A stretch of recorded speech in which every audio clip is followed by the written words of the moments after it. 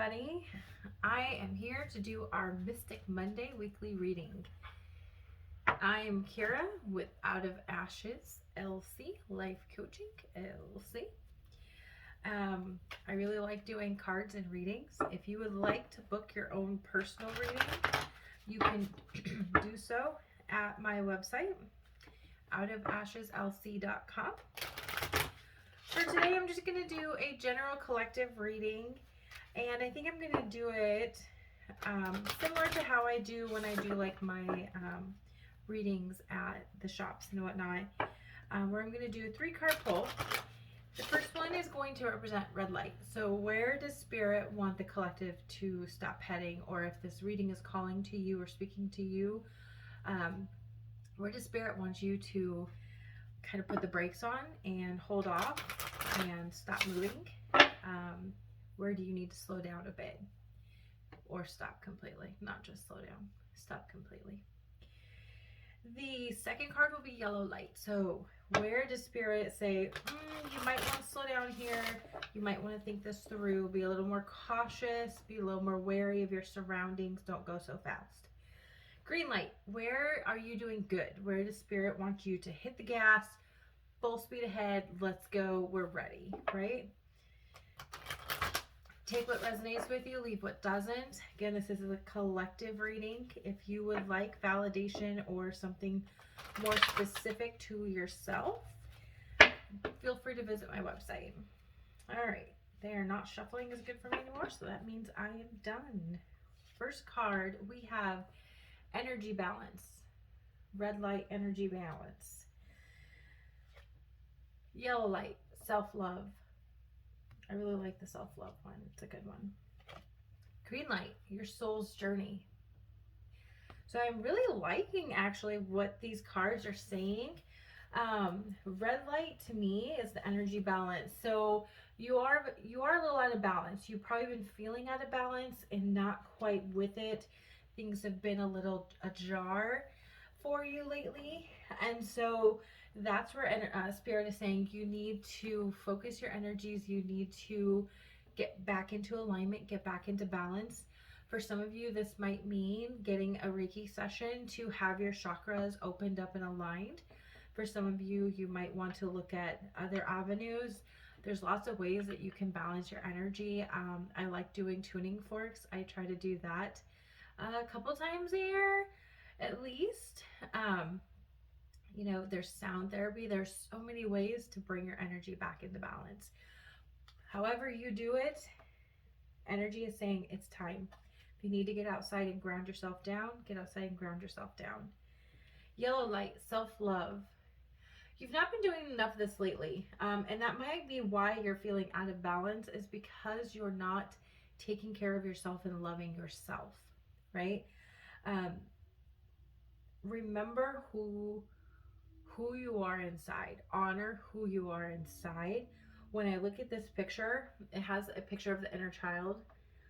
Remember to play. Remember to take time to have fun, to create, to get in the mud and play in the dirt, you know, like when you were a kid.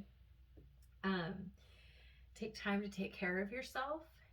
It doesn't all need to be about work. So self-love. Do a little more of it. Last is green light, your soul's journey. I think this, to me, this says you have found your soul's journey. You know where you're going, and they are up there celebrating. They're up there like, yeah, party time. You know, you have embraced your soul's journey. You have stepped onto that path with all the other light beings, as you can see. And you're walking it. You're doing it. So that is a 3-card pull. I do want to get a little more clarification on that energy balance. So I'm going to use that this time. I'm going to use my regular tarot deck here. And I'm just going to ask for a little bit of clarification on the energy balance. Maybe where are we misaligned, or what can we do to bring us back into balance? Let's see here. myself have been doing a lot with creative works lately. I'm teaching a wand class locally next Sunday. And so I made my wand to be able to show the class on Saturday, and I had a lot of fun doing that. I even got my son involved. My 12-year-old came down and made his own wand. I gave him some crystals that he could put on and some feathers and everything so that he could make some magic as well. I'm taking an alchemy class, and we had to make new moon water with this Aries new moon that we just had. And I've always kind of struggled with where should I store my new moon water or my full moon water even, because if you read up on moon water, you don't want it to be exposed to other light. Well, I didn't have anything that blocked out other light that I could put it in. So I went and got some glass jars, super cheap from the Dollar Tree, and painted them yesterday. And I put another coat on today because they were still kind of see-through.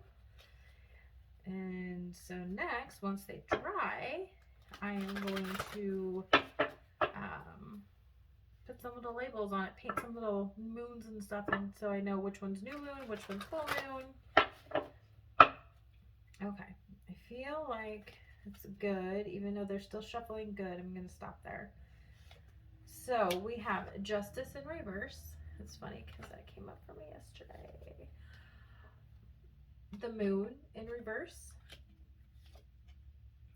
Seven of Cups in the forward. So energy balance. You're feeling like things have not been fair lately.